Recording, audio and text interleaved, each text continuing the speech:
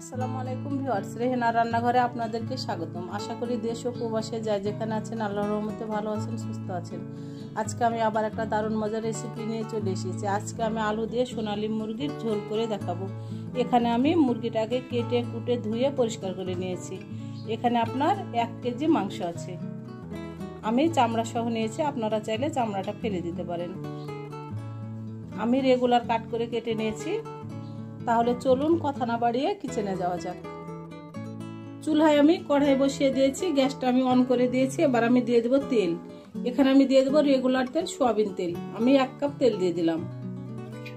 আমি দিয়ে দেব গরম মশলা। এখানে আছে আপনার 2 টুকরা দারুচিনি, 10-12টা গোলমরিচ, 4টা সাদা এলাচ, 4টা লং, একটা তেজপাতাকে আমি অর্ধেক করে ছিঁড়ে নিয়েছি। আমি দিয়ে দিলাম গরম মশলা। আমি দিয়ে দেবো পেঁয়াজ কুচি। এখানে আমি 1 কাপ পেঁয়াজ কুচি দিয়ে দিলাম। এবার পেঁয়াজটাকে আমি ব্রাউন কালার করে ভেজে নেব। পেঁয়াজটা আমার ব্রাউন কালার হয়ে গেছে। এবার আমি দিয়ে দেবো আদা বাটা 1 চামচ, রসুন বাটা 1 চামচ। এবার আমি আদা রসুনটাকে 20 থেকে 25 সেকেন্ড আমি ভেজে নেব। তাহলে আদা রসুনের যে একটা কাঁচা গন্ধ আছে সেটা চলে যাবে। আদা রসুনটাকে আমি 20 থেকে 25 সেকেন্ড ভেজে নিয়ে আমি ফিরে আসতেছি। আদা রসুনটাকে আমি 20 থেকে 25 সেকেন্ড ভেজে নিয়েছি। এবার আমি দিয়ে দেবো গুঁড়া মশলা। এখানে আছে মরিচের গুঁড়া 1 চামচ, জিরার গুঁড়া 1 চামচ, ধনিয়ার গুঁড়া 1 চামচ, স্বাদ অনুযায়ী লবণ, হলুদের গুঁড়া 1/2 চামচ। আমি গুঁড়া মশলাগুলো দিয়ে দিলাম। এবার আমি দিয়ে দেবো অল্প করে পানি, গুঁড়া মশলাগুলো যেন পুড়ে না যায়। এটা আপনার পাকাও না কাঁচাও না। আমি এভাবে চিকন চিকন করে কেটে নিয়েছি। আমি দিয়ে দিলাম একটা টমেটো। আমি এবার ভালো করে মশলাটাকে 3 থেকে 4 মিনিট আমি কষিয়ে নেব। আপনি যতই তেল দেন মশলা দেন, আপনি মশলা কষাবেন না, আপনার তরকারির স্বাদ আসবে না। আপনি অল্প তেল মশলা ব্যবহার করেন, আপনি মশলাটাকে 3 থেকে 4 মিনিট কষিয়ে নেবেন, আপনার তরকারির অসম্ভব স্বাদ আসবে। আমি মশলাটাকে 3 থেকে 4 মিনিট কষিয়ে নিয়ে আমি ফিরে আসতেছি। মশলাটাকে আমি 3 থেকে 4 মিনিট কষিয়ে নিয়েছি। দেখুন আমার তেলটা উপরে ছেড়ে দিয়েছে। আমি এবার দিয়ে দেবো মাংস, কেটে ধুয়ে পরিষ্কার করে রাখা মাংস। আমি এখানে মাঝারি সাইজের 2টা আলু আমি এভাবে কিউব করে কেটে নিয়েছি। আমি এবার দিয়ে দিলাম আলুগুলো আমি মাংসের সঙ্গে দিয়ে দিলাম। আমি আলুগুলো মাংসের সঙ্গে আমি কষে নেব। আমি এবার ভালো করে মাংসটাকে হাই হিটে আপনার 10 মিনিট আমি কষে নেব, ঢাকনা দিয়ে ঢেকে।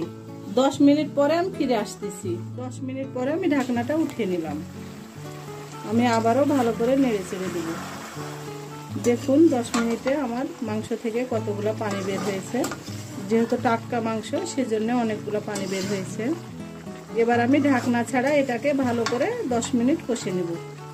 10 মিনিট কষে নিয়ে আমি ফিরে আসতেছি। আমি ভালো করে 10 মিনিট কষিয়ে নিয়েছি। দেখুন খুব সুন্দর করে আমার 10 মিনিট কষা হয়ে গেছে।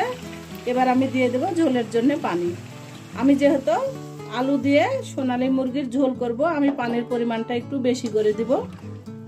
আপনারা যদি ঝোলটা কমিয়ে রাখতে চান তাহলে আপনারা পানির পরিমাণটা কম দিবেন, আর যদি ঝোল একটু বেশি রাখতে চান, যেহেতু এটা সোনালী মুরগি দিয়ে আলুর ঝোল খেতে অসম্ভব মজা হবে, তাহলে পানির পরিমাণটা একটু বাড়িয়ে দিবেন।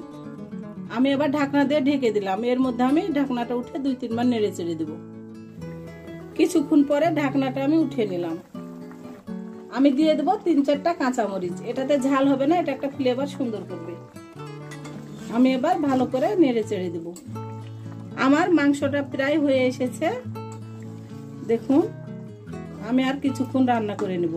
আমার রেসিপিগুলা যদি ভালো লাগে তাহলে আমার ভিডিওগুলো দেখার অনুরোধ রইল। যদি ফেসবুক থেকে দেখেন তাহলে অবশ্যই একটা ফলো দিয়ে দেন। ইউটিউব থেকে দেখলে একটা সাবস্ক্রাইব করার অনুরোধ রইল। হাতে যদি সময় থাকে লাইক শেয়ার কমেন্ট করে দিন। আপনাদের একটা শেয়ারে আমি অনেক দূর এগিয়ে যেতে পারবো। আমি এবার ঢাকনা দিয়ে ঢেকে একেবারে রান্না করে ফিরে আসতেছি। আমি এবার ঢাকনাটা উঠিয়ে নেব। রান্নাটা আমার পুরোপুরি কমপ্লিট। দেখুন আমি এভাবে ঝোল ঝোল রাখবো। আমি এবার গ্যাসটা অফ করে দেব। আমি উঠিয়ে নিলাম। এবার আমি আপনাদেরকে পরিবেশন করে দেখাচ্ছি। হয়ে গেছে আমার পরিবেশন করা। আশা করি আমার রেসিপিটা অবশ্যই ভালো লাগবে। যদি ভালো লাগে তাহলে আমার চ্যানেলটিতে লাইক কমেন্ট শেয়ার করতে ভুলবেন না। বেশি বেশি করে সাবস্ক্রাইব করার অনুরোধ রইল। তাহলে আজকের মতো এখানে বিদায়। আবার অন্য কোনো রেসিপি নিয়ে আসবো। সবাই ভালো থাকবেন। আল্লাহ হাফেজ।